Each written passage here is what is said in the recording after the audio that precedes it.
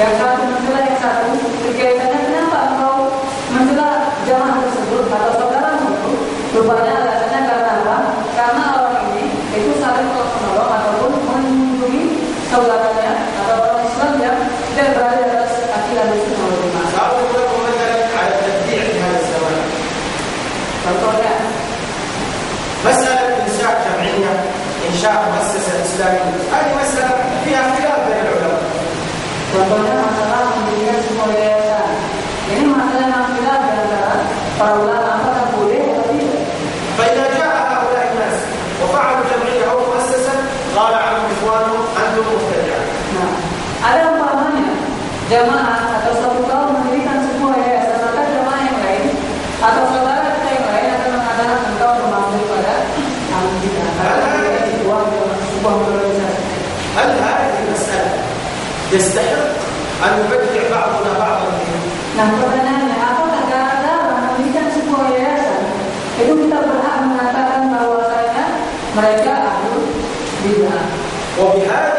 بسبب هذه المسائل أصبح أهل السنة والجماعة في بلد واحد 3 4 5 فرق. Gara-gara satu masalah ini saja, maka ahlu sunnah wal jamaah itu terpecah menjadi kadang 1, 2, 3 dan pada seterusnya. وكل الجماعة تقول هؤلاء نحن أهل السنة ليس هؤلاء. Masing-masing jamaah mengatakan apa? Kami ahlu sunnah dan mereka tidak termasuk kepada ahlu sunnah. وأولئك يقولون لا نحن أهل السنة لسنا أهل. Tapi dibalas lagi, kami ahlu sunnah bukan kalian. وتركوا اليهود. Tapi sebenarnya mereka membiarkan orang-orang Yahudi, وتركوا النصارى. membiarkan orang-orang Nasara, وتركوا الشيعة. membiarkan orang-orang Syiah, وتركوا الليبراليين. membiarkan orang-orang liberal. وتركوا المفسدين. Mereka membiarkan orang-orang yang berusaha di muka bumi. وأصبحوا يتقاتلون بعضهم مع بعض. Dan mereka sibuk saling berperang di antara mereka sesama ahlu sunnah wal jamaah. تعرفون مثل هؤلاء كمثل من؟ رجل يحتاج بيته ثم هو يتخاصم مع صديقه ويترك بيته يحتاج. Nah, ini perumpamannya seperti orang yang terbakar rumahnya, tapi dia sibuk bertentang dengan orang lain dan memadamkan api rumahnya. ولذلك الحمد لله بدأ العلماء الكبار ينتبهون لهذه المسائل. Tapi alhamdulillah para ulama besar berusaha untuk memadamkan atau menghentikan masalah yang sedang terjadi di kalangan umat muslimin ahlu sunnah wal jamaah. حذر منها الشيخ بن باز. Syekh bin Baz sudah mewanti-wanti. حذر منها أيضا. وحذر منها الشيخ ابن عثيمين. Dan begitu juga Syekh Al-Utsaimin sudah mewanti-wanti kita tentang masalah perpecahan di kalangan umat Islam, di kalangan ahlu sunnah wal jamaah. وحذر منها الشيخ الألباني. Begitu Syekh Al-Albani juga seperti itu. ولا زال العلماء يحذرون منها ويصدرون الكتب رفقا بأهل السنة يا أهل السنة رفقا بأهل السنة وكتب كثيرة تنزل على المسلمين. الشيخ عبد المحسن العقاد وغيره يصدرون كتبا لكي ينتبه أهل السنة للخطر القادم. Nah, begitu juga para ulama-ulama lainnya itu sudah berusaha juga untuk menyadarkan kita ahlu sunnah wal jamaah perpecahan ini. Sampai-sampai banyak di kalangan ulama itu yang menulis sebuah kitab yang ada dari Syekh Abdul Muhsin, yaitu orang tua ayat daripada Syekh Abdul Razak dengan Muslim Abad dan Badar, itu menulis kitab fiqh ahlu sunnah dan mengumpulkan kalian wahai ahlu sunnah. ولذلك أحبتي في الله ينبغي أن ننتبه لهذا الأمر. هذا أمر خطير. الأعداء يتجمعون ونحن نتفرق. Oleh sebab itu wahai kaum muslimin, hendaklah kita memperhatikan masalah ini karena masalah yang sangat besar. Kita sibuk berpecah belah, sedangkan musuh-musuh kita berusaha untuk menghancurkan kita. وينبغي أن نوسع عقولنا وأفكارنا وأن نسمع لجميع العلماء لا نسمع لشخص واحد. Dan kita berusaha untuk meluaskan jaringan informasi kita, mendengarkan apa yang dikatakan para ulama kita, bukan hanya mendengarkan perkataan satu orang saja. عندما يقال لك هذا بدعة هل سمعت فتوى الشيخ بن باز ابن عثيمين الشيخ الألباني أم أنك أصبحت تسمع قول رجل واحد فقط ثم تبدع إخوانك؟ Ketika ada orang mengatakan kepada anda ini suatu hal yang bid'ah, ini perkara yang bid'ah, antum tanya kepada dia, jangan dengan bulat saja, apakah engkau sudah membaca fatwa Syekh Al-Albani, fatwa Syekh bin Baz tentang masalah ini, sehingga kita tidak hanya mendengar perkataan satu orang saja, cuma juga kita berusaha mencari yang lebih dalam lagi. والله لو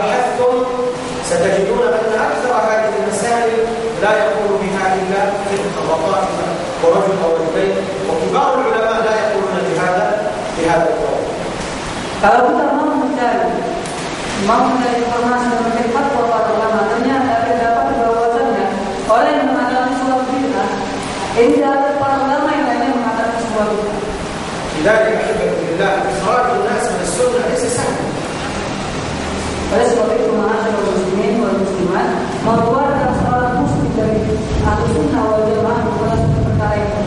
يقول الإمام أحمد رحمه الله يقول إخراج الناس من السنة شديد ليس سهل. أنني آتي وأقول هذا ليس من أهل السنة، هذا ليس من أهل السنة، يوم القيامة سنسأل. Imam Ahmad bin Hanbal mengatakan mengeluarkan seorang muslim dari kelompok Ahlus Sunnah wal Jamaah suatu masalah yang sangat besar. Bukanlah suatu masalah yang mudah, karena kelak pada hari kiamat antum akan ditanya kenapa kau keluar kesimpulan daripada Ahlus Sunnah wal Jamaah. Karena apa?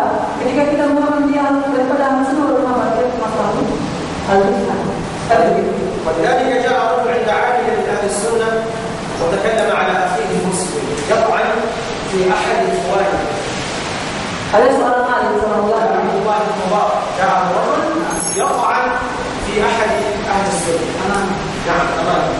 Ada orang datang kepada Abdullah bin Mubarak, ulama besar, datang kepada seorang pemuda, tapi dia sibuk atau mengatakan bahwasanya itu saudara kita itu sepulang itu begini dan begitu, wahai syekh, begini, mencela sahabat yang lain di hadapan ulama ini. فسأله الإمام عبد الله ابن المبارك هل قاتلت الفرس؟ قال لا. Maka Abdullah bin Mubarak mengatakan, bertanya kepada dia, apakah kau pernah memerangi orang-orang Persia? Dia menjawab tidak. هل قاتلت الروم؟ قال لا. Apakah kau pernah memerangi orang-orang Romawi? Dia menjawab, saya tidak pernah memerangi mereka. ثم قال له ابن المبارك سلم منك الفرس والروم كل المشركين ولم يسلم منك أخوك المسلم. Maka beliau menjawab kepada pemuda ini, orang Persia, orang Romawi, orang musyrikin itu selamat dari, tapi saudara-saudaramu ini tidak selamat dari kejahatannya. ولذلك تجد بعض الناس له جهود في الرد على إخوانه والطعن في إخوانه، لكن تبحث أين ردك على الشيعة؟ قليل أو لا يوجد. أين ردك على النصارى؟ قليل لا يوجد. أين ردك على الصوفية؟ قليل لا يوجد. أما إخوانه عندهم مجلدات يرد على إخوانه من أهل السنة. Maka terdapat ada saja beberapa orang ataupun di kalangan kaum muslimin yang sibuk membantah dan mencela saudara-saudara bersama Ahlus Sunnah wal Jamaah. Tapi jika kita tanya, apakah kau pernah membantah orang Syiah? Jarang sekali. Apakah kau pernah membantah orang Nasrani? Jarang sekali. Atau tidak pernah. Apakah kau pernah membantah orang-orang Yahudi? Maka dikatakan jarang sekali. ولذلك للأسف الشديد أصبحنا الآن إذا دخلنا موقع الشيعة ماذا نجد؟ مواقع. لو دخلنا مواقع الشيعة تخيلوا ماذا نجد؟ Nah sekarang ini kalau kita membuka situs website orang-orang Syiah, apa yang kita dapatnya? Di isinya itu apa saja? نجد أن عالما من علماء أهل السنة متخصص في الرد على الشيعة. Maka kita dapat bahwasanya di situ ada seorang alim ulama yang khusus membantah orang-orang Syiah. والشيعة يخافون منه. Karena orang Syiah takut sekali kepada dia. فيأتي رجل من إخوانه ويطعن فيه. Kemudian datang orang lain, yaitu malah mencela saudara-saudaranya. فيفرح الشيعة بهذا الطعن. Maka orang Syiah gembira sekali, kenapa? Karena kami mencela, tapi karena mereka saja yang berantem ini. ثم يضعونه في موقعهم. Kemudian mereka mengangkat berita ini di dalam situs mereka, bahwasanya Ahlus Sunnah wal Jamaah atau Sunni, kata mereka berita Sunni itu saling gontok-gontokan di antara mereka. ويقولون هذا الشيء الذي يرد علينا ويطعن فينا هو أصلا ليس سني. Nah, apa kata mereka di situs mereka tersebut? Kata mereka orang Syekh ini yang kami membantah kami ternyata dia bukan termasuk daripada Ahlus Sunnah wal Jamaah. Karena apa? Karena Ahlus Sunnah wal Jamaah akan mengeluarkan dia daripada Ahlus Sunnah wal Jamaah. رأيتم الضرر والفساد الكبير. Nah, kita lihat bagaimana bahaya mundur daripada perbuatan suka untuk membid'ahkan atau suka sekali mengeluarkan orang daripada Ahlus Sunnah wal Jamaah. إذا ما الأصل؟ Nah, kalau begitu apa dalam keluarnya? Apa solusi? عندنا علماء كبار. Nah, kita memiliki ulama besar. عندنا الشيخ بن باز والعثيمين والشيخ الألباني الأئمة الكبار. Nah, kita memiliki Syekh Ibn, Syekh Utsaimin, Syekh Albani, dan para ulama yang lainnya. هؤلاء نرجع إليه. Kalau begitu kita kembali kepada mereka, karena mereka wajib tidak waspada. هؤلاء ما عندهم هوى بقول الله. Mereka masya Allah merupakan ulama yang tidak memiliki hawa nafsu, tidak ketika memberi fatwa tidak dengan hawa nafsu mereka. ما عندهم حسد. Dan memiliki dengki dan iri hati. حريصين على وحدة الأمة. Mereka senantiasa bersemangat dan berharap umat Islam itu senantiasa bersatu. المسلم يجب أن يقرأ فتاواه. Maka kita seorang Muslim dalam membaca fatwa-fatwa mereka. ويعود إليهم دائما. Dan senantiasa kembali kepada mereka fatwa-fatwa mereka tersebut ketika kita berbicara. ويدعو الصغار الذين كل يوم يبدعون رجلا. Dan meninggalkan orang-orang atau para dai yang mereka termasuk Rasulullah yang suka senantiasa mengeluarkan kepada Ahlussunnah wal Jamaah. كل يوم نسمع فلان خرج من السنة. Setiap hari kita mendengarkan dia berkata, si fulan telah keluar daripada kalangan Ahlussunnah wal Jamaah. حتى أصبحت كالمسابقة. Nah, menjadi seperti sebuah musabaqah pertandingan. كأنه سيفوز رجل واحد. Sepertinya setiap hari ada saja yang keluar daripada Ahlussunnah wal Jamaah, maka akan ada satu pemenang yang akan menjadi Ahlussunnah semata wayang. وكأن منهج أهل السنة والجماعة في يد رجل واحد يدخل من يشاء ويخرج من يشاء. Maka seakan-akan semangat Ahlussunnah wal Jamaah ini merupakan di tangan satu orang saja. Dia bisa memasukkan kepada kalangan Ahlussunnah atau mengeluarkan orang kepada kalangan Ahlussunnah wal Jamaah. كل رجل أظهر السنة فهو من أهل السنة. Nah, sebagai catatan kesimpulan yang setiap orang yang menampakkan dirinya seorang Ahlussunnah wal Jamaah, maka dia termasuk daripada Ahlussunnah wal Jamaah. ومن أظهر البدعة فهو من أهل البدعة. Barang siapa yang menampakkan sebuah kebid'ahan, maka dia termasuk daripada orang yang melakukan perbuatan itu. بل إن هؤلاء في هذا الزمان أصبحوا يدخلون في القلوب. Dan mereka sekarang berusaha memasukkan dalam hati kaum muslimin. فإذا رأى هذا الرجل مثلا إبراهيم ما عنده بدعة يبحث يراقبه ما في بدعة. فماذا يقول؟ متسكت. Nah, maka senantiasa dia suka mata-matai ketika ada setelah bertemu Ibrahim ya, dia ditinjau oleh tidak ada perbuatan bid'ahnya,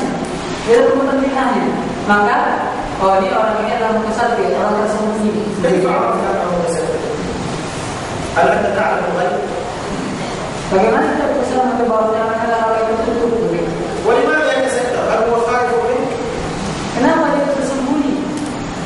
بل إن إذا الإنسان عنده كتاب يقرؤون كتابه فلا يجدون بدعة. يبحث ما في بدعة.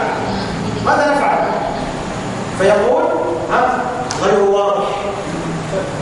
Nah, mungkin dia membaca kitab seseorang, didapatnya tidak ada hal-hal yang menyala dalam kitab tersebut, maka dia mengatakan tidak jelas, غير. كيف غير واضح؟ اسأله ما عقيدته ما منهجه اسأله. Nah, bagaimana kita bisa mengatakan seorang itu غير واضح? Tidak jelas ini orangnya. Dan Anda tak pernah bertanya kepada dia apa akidah antum, apa manhaj antum. Tidak pernah bertanya kepada dia, langsung kita mengatakan anta غير واضح, kau tidak jelas orangnya. فإذا قال لك وبين لك أن عقيدته عقيدة أهل السنة يجب أن تقبل. Kalau seandainya dia mengatakan atau ketika kita bertanya kepada seorang apa akidahnya, dia menjawab akidah saya Ahlussunnah wal Jamaah, wajib kita beriman. يا أحبتي بالله ينبغي أن ننتبه لهذا المنهج الذي فرق الأمة الإسلامية وفرق أهل السنة والجماعة.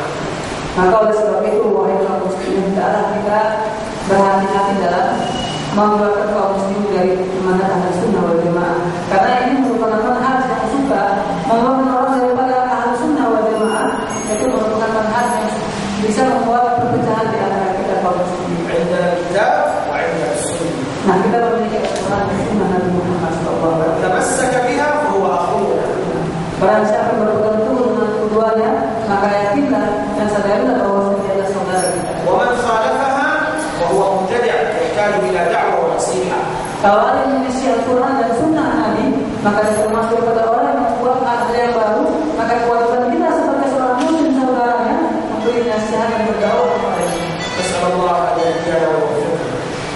Kita meminta kepada Allah Subhanahu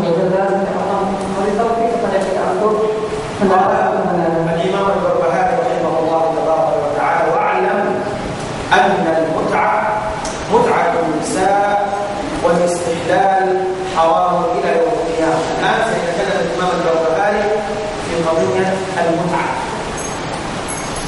Nah, kemudian Imam Al-Barbahari melanjutkan dalam kitab beliau Kitab Sunnah mengenai masalah mut'ah, yaitu nikah yang dilalui oleh orang Syiah. وهنا الإمام البربهاري يرد على الرافضة الشيعة الذين عندهم من دينهم ومن أساس دينهم المتعة. Nah, di sini Imam Al-Barbahari mau membantah orang Syiah itu, orang Syiah yang mana mereka meyakini yang namanya nikah mut'ah. Nah, beliau katakan bahwasanya itu termasuk pada perbuatan haram, perbuatan zina. المتعة بارك الله فيكم كانت في بداية الإسلام حلال. Memang awalnya Nabi Muhammad SAW pernah menghalalkan dan membolehkan nikah mut'ah. وأولا نعرف ما هو نكاح المتعة. نكاح المتعة أن الرجل يقابل المرأة ويطلب أن تمتعه بنفسها ويحدد الوقت يوم يومين سنقدام ورجال سنهاجر وهاجر تحدد في ذلك تحدد اليوم والوقت بدون وجه وبدون شروط. Nah, perlu kita pahami dahulu nikah mut'ah. Nikah mut'ah adalah nikah yang mana seorang pemuda laki-laki datang seorang perempuan mengatakan saya akan nikah mut'ahkan engkau dalam jangka waktu sekian, 1 jam, 2 jam, 3 jam atau seminggu. Kalau harus waktunya sudah selesai langsung otomatis begitu, tanpa ada saksi dan tanpa ada wajib. وبمجرد انتهاء المدة تنتهي العلاقة بينها وبين هذا.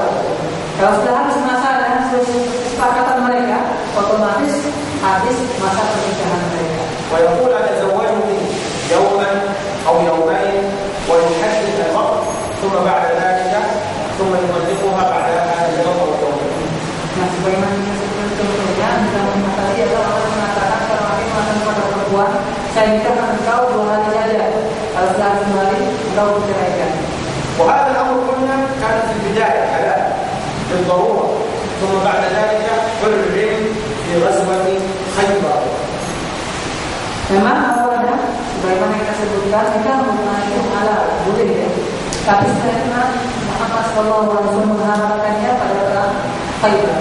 والعجيب الغريب أن الذي روى حديث تحريم المتعة هو أمير المؤمنين علي رضي الله عنه. Yang anehnya sebenarnya hadis yang menurut hadis tentang pengharaman nikah mut'ah itu adalah Ali radhiyallahu anhu, yang mana Ali merupakan sahabat Nabi yang dipuja-puja sekali oleh orang-orang Syiah. في الصحيحين أخبر علي رضي الله عنه أن النبي صلى الله عليه وسلم حرم المتعة ولحوم الحمر الأهلية يوم خيبر. Nah, dalam Sahih Bukhari dan Muslim disebutkan bahwasanya Ali radhiyallahu anhu menyebutkan bahwasanya Rasulullah SAW mengharamkan nikah mut'ah pada perang Khaybar dan mengharamkan daging keledai ternak. إذا أصبحت المتعة منذ ذلك التاريخ إلى يومنا هذا زنا. Maka wajib kita ketahui bahwasanya nikah mut'ah sampai sekarang hukumnya haram dan termasuk pada perbuatan zina. ولكن الرافضة استمروا في هذا الأمر ورفضوا أن يقبلوا تحريم المتعة. Tetapi orang-orang Syiah sampai sekarang mereka terus-menerus melakukan mut'ah. لأنهم يستخدمون هذه المتعة في الدعوة إلى مذهبهم وإلى دينهم. Kenapa? Karena ini merupakan sarana bagi mereka untuk mengajarkan kepada perbuatan kepada Syiah dengan cara mut'ah ini. ولكي يتكاثروا. Agar apa? Makin banyak jumlahnya. Karena orang suka mut'ah begitu ya, makin banyak masuk dalam Syiah. ولذلك تجد الآن الشيعة تجدهم تجد الشاب عمره 25 سنة وعنده الأبناء 10. Maka orang Syiah kalau kita ketahui ya, satu orang itu memiliki 25 umur yang 25 tahun sudah memiliki anak 10 tahun dari hasil mut'ah itu sendiri. لأنه متزوج متعة بنساء كثير. Nah, 10 orang anak baru usia masih 25 tahun, kenapa? Karena mut'ah menikahi wanita. أصبح يقابل المرأة في أي مكان. يقابلها في الطريق، يقابلها تحت الجسر، يقابلها في القطار، يقابلها في أي مكان. زوجني ويتزوجها في المتعة. Dan dia artinya saja menikahi wanita di mana saja, di bawah jembatan, di pasar, atau di mana saja di jalan, pokoknya jumpa, langsung kita tahu dengan cara mut'ah, langsung mereka nikah. ولذلك والعياذ بالله أصبحوا كالأنعام. Maka orang sekarang ini seperti layaknya binatang. بل أصبحت مصيبة. الرجل يتمتع بهذه المرأة ثم بعد 10 سنوات يتمتع ببنتها. Parahnya kejadian nyata orang ini menikahi oleh seorang wanita, ternyata 10 tahun ke depan dia menikahi anaknya sendiri dari hasil ayah sendiri. فإن بعضهم تمتع بامرأة ثم حملت وأنجبت بنتا. Bahkan nanti mereka menikahi seorang wanita, kemudian melahirkan seorang anak putri. ثم بعد 15 سنة تمتع بهذه البنت الصغيرة وهي في الحقيقة ابنته. Kemudian setelah 15 tahun dia menikah secara mut'ah dengan memperlihatkan anak wanita tersebut adalah anaknya daripada hasil wanita yang pertama. والعياذ بالله انتشر فيهم الزنا باسم المتعة. Dan mereka tersebar perbuatan zina di kalangan mereka dengan mengatasnamakan sebuah ibadah yang namanya mut'ah. والنبي عليه الصلاة والسلام حرم بل وبين أن النكاح لا يكون نكاحا صحيحا إلا بولي. Dan Nabi Muhammad SAW mengatakan mut'ah dan beliau menyebutkan bahwa tidak sah pernikahan siapapun dia tanpa ada wali.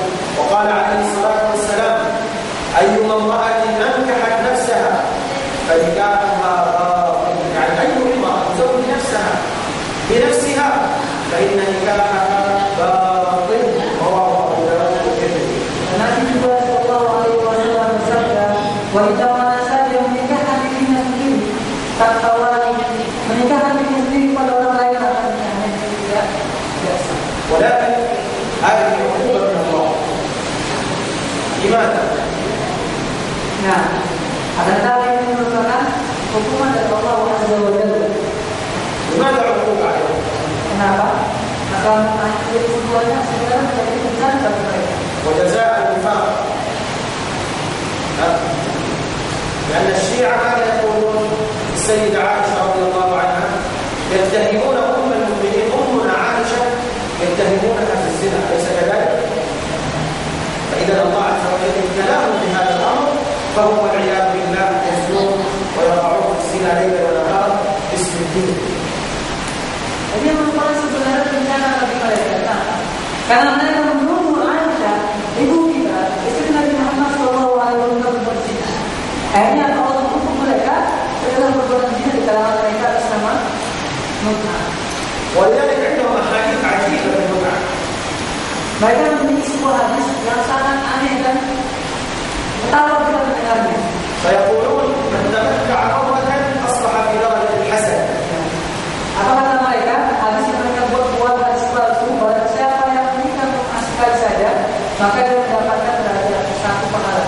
ومن تمتع مرتين أصبح في درجة الحسن. Awal hasan. Nah, jadi yang pertama tadi, barang siapa yang menikah sekali, nikah maka sudah mencapai derajat hasan. Hasan adalah Hasan bin Abi Thalib, anak itu Rasulullah SAW. Barang siapa yang menikah yang kedua kali nikah mut'ah, maka sudah sampai ke derajat pangkatnya Husain bin Ali bin Abi Thalib. لأن الدرجات عند الشيعة الزنا والعياذ بالله تزني ترتفع درجة، تزني ترتفع درجة. Berarti naik pangkat mudah sekali bagi orang Syiah. Dengan cara berzina, naik pangkatnya, naik derajatnya. ولذلك دينهم دين الشهوات. Oleh sebab itu agama mereka agama hawa nafsu. ودين الكذب واللعب. Agama penistaan dan permainan. اتخذوا دينهم لهوا ولعبا. Mereka menjadikan agama mereka sebagai permainan dan perbuatan yang sia-sia. لذلك أكبر مصنع أكبر مصنع كان في العالم هو في إيران. Nah, perlu mengetahui bahwasanya pabrik terbesar yang memproduksi kondom itu ada di Iran. لأنه مثل القطط.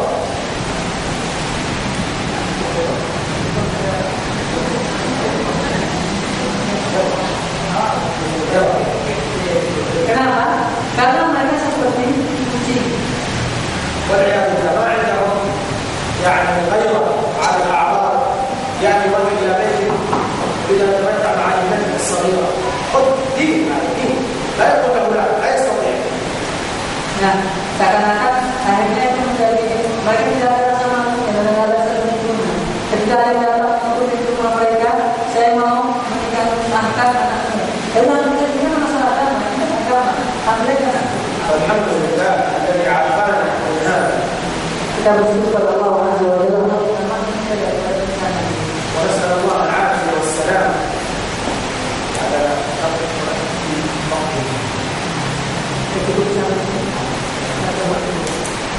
إذا ننتقل عند هذا القدم وننقل لمشيئة الله تبارك وتعالى في الدرس القادم بعد أن يكون السؤال.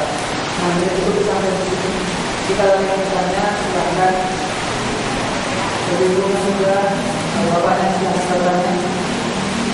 Kalau kita lanjutkan pada pembahasan kita muslim.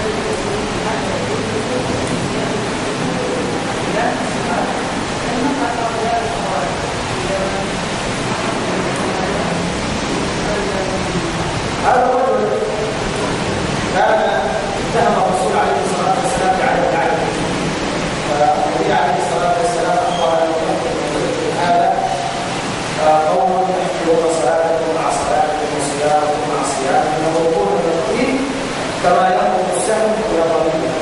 ولكن في زمن الرسول في زمن أبي بكر في زمن عمر لم يظهر، ولكن في زمن علي رضي الله عنه ظهر الخوارج. أما هذا الرجل الواحد فقط لا يعلم هذا منه، لكن ظهوره كجماعة كان يسمى علي رضي الله عنه وأرضاه.